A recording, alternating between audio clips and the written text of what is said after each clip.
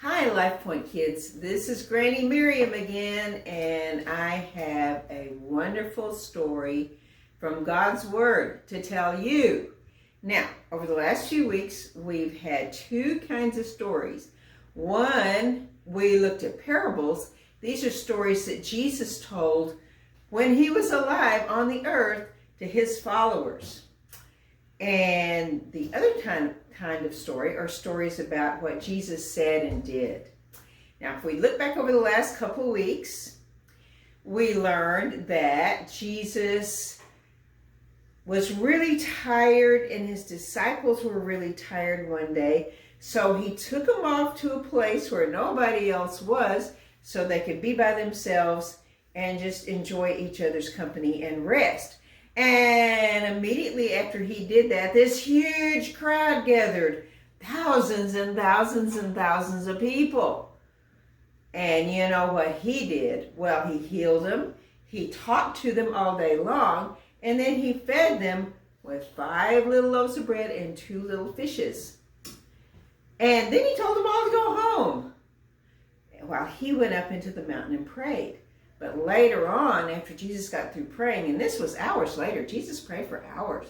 He came down from the mountain, and with his super God eyes, he looked out across the sea for miles and miles and miles. You see, he told his close followers, his disciples, to get in their boat and go back over to the other side of the sea, which they didn't want to do without him, but they did it anyway because he told them to.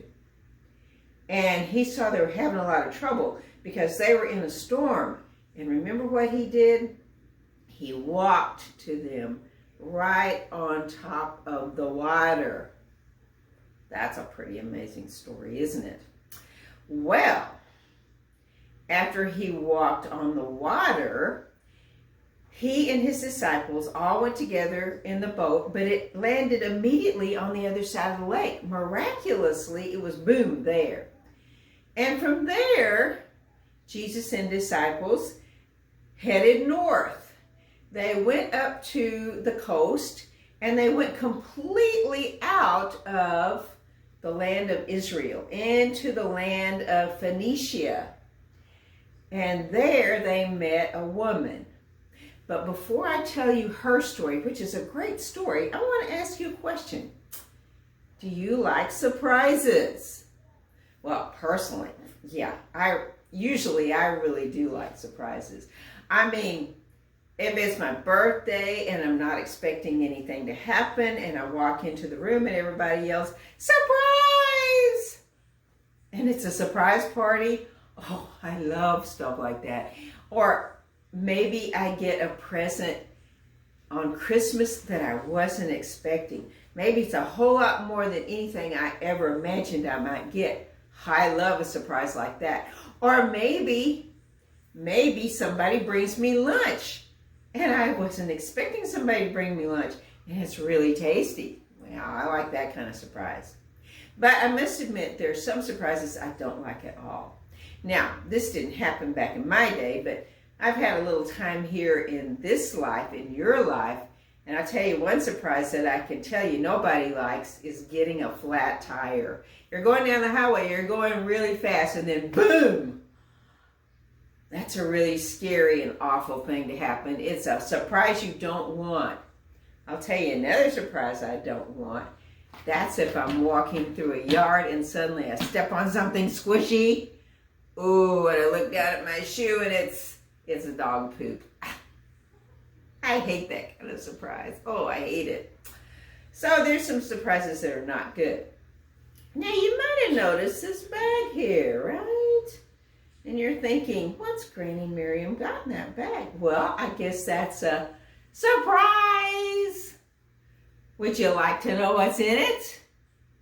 Well, I don't mind showing you what's in it, and then we can decide whether it's a good surprise or a bad surprise. But I want you to do a few things before you find out what's in it. So if you're really serious about finding out what's in it, I want you to turn around 4 times. So let's do it. 1, 2, 3, 4. Okay, did you do that? Great.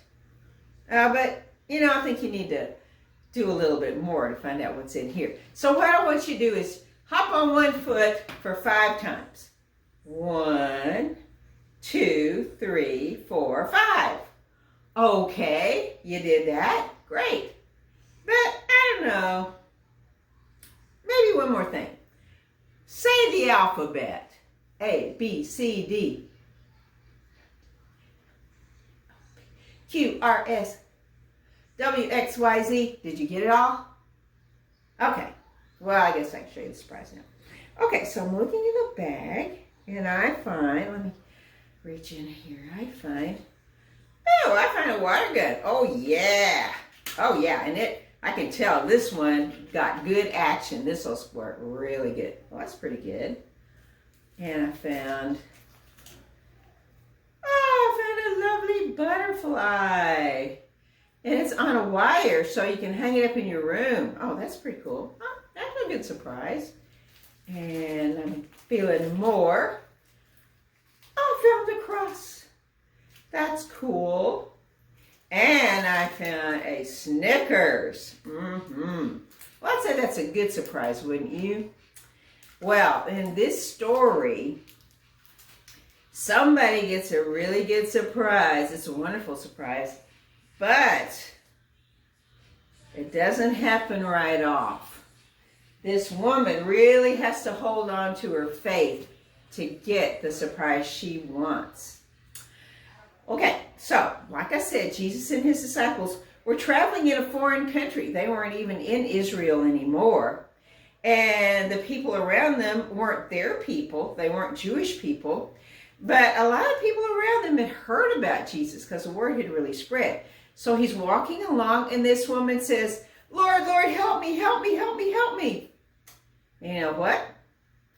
He paid absolutely no attention to this woman. He didn't even look at her. Does that sound like Jesus? No, doesn't sound like the Jesus I know, but let's keep on. But the woman kept yelling and yelling and yelling, help me, help me, help me. And finally his disciples said, Lord, make this woman go away. She's driving us crazy. And he turned to the woman and he said, woman, I wasn't sent to help you. I was sent to help my own people, the Jewish people. And woman, if I help you, it would be like taking the food on the table that you're serving to the children and giving the children's food to the dogs. Oh man, that's harsh. Sounds like he's calling her a dog, doesn't it? But you know what? That woman did not give up. She said, Lord, help me. My daughter has a demon inside of her that's causing her to do all kinds of things and making her very sick. Sick in the head, sick in the body. Please help me. After all, she said, even the dogs under the table get the scraps that fall. And he said, woman, you have great, great faith. What you want is exactly what's going to happen to your daughter. She is healed. Well, you know what? This is really what the woman wanted, but maybe she was kind of surprised about how Jesus did it. Jesus didn't go see the daughter. From afar off, he made her well, so that when the woman got back home, her daughter was in wonderful, wonderful, healthy shape. So this was a wonderful surprise, wasn't it? This was the thing this woman wanted most in her whole life, more than anything else. But what did Jesus do? Well, he made her go through some things, didn't he? He made it look like she wasn't going to get what she wanted. He made it look like he wasn't paying any attention to her. But let me guarantee to you, let me promise you, he was paying all kinds of attention to her from the very first moment. He knew exactly why she was there, exactly what she wanted. And I can let you know he was planning to take care of that woman.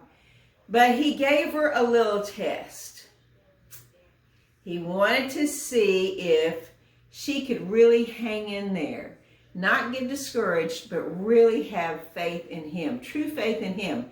Sometimes today, when we don't get what we want, boom, right off, we don't trust Jesus anymore. We think He's not listening to us, or we think He doesn't care about us, or we think He's not going to do what we ask. We can think all kinds of things, but this woman never did waver at all. You know, wavers where you kind of go like that, wishy-washy, wishy-washy. She never did. She was straight on line. She knew she wanted her daughter to be healed. She knew Jesus could do it, and she believed in Him. So she never missed a beat. She kept on, she persisted, and Jesus gave her the most wonderful surprise He could ever give her. A daughter who was completely well. And He did it long distance. Okay, now what does this mean to us? Well, it means a lot of things. Us Jews that lived in Jesus' time, we didn't think Jesus had anything for anybody else. It was all for us. And you can tell Jesus' disciples thought that. They kept telling Jesus, send her away, tell her to go home.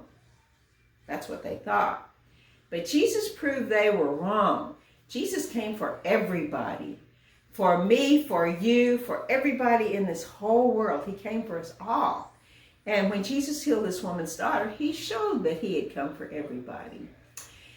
And it shows something else too. It shows that Jesus is always listening. Now, this woman wasn't a follower of God,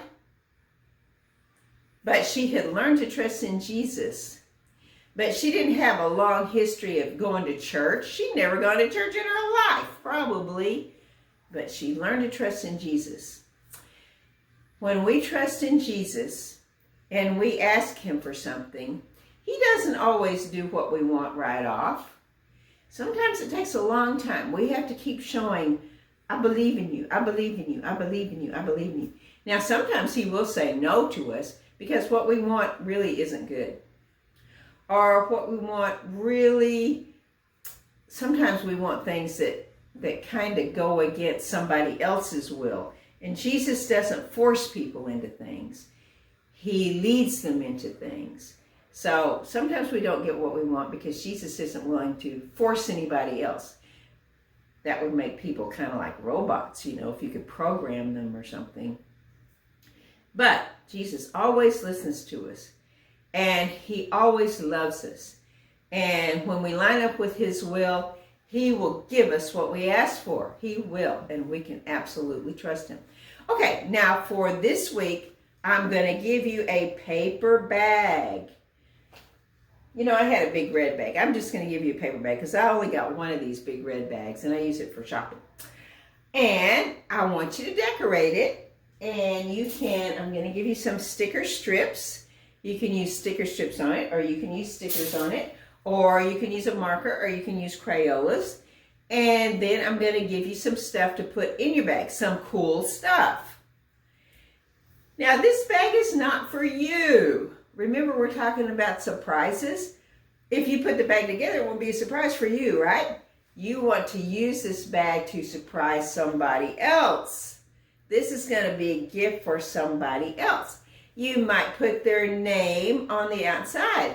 You might say, this is for you. You might say, I love you. You might say, I really appreciate you. Get your mom to tell you how to spell appreciate, or you can look it up in the dictionary. You might say, you're really important to me. I really care about you. Put anything you want on the outside of the bag as long as it's a good surprise. And then put stuff in the bag that's good surprises. Now you can wrap this stuff up. I'm going to give you some foil. And you can take, let's see, here's a cool rubber band.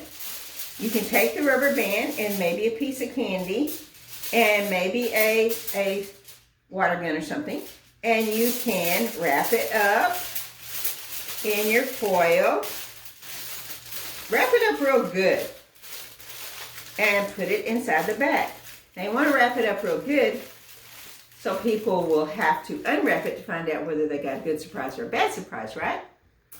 Okay, so decide who you want to give your bag to. Put good stuff in it. And I'll give you some stuff that you can use, or you can put your own good stuff in it.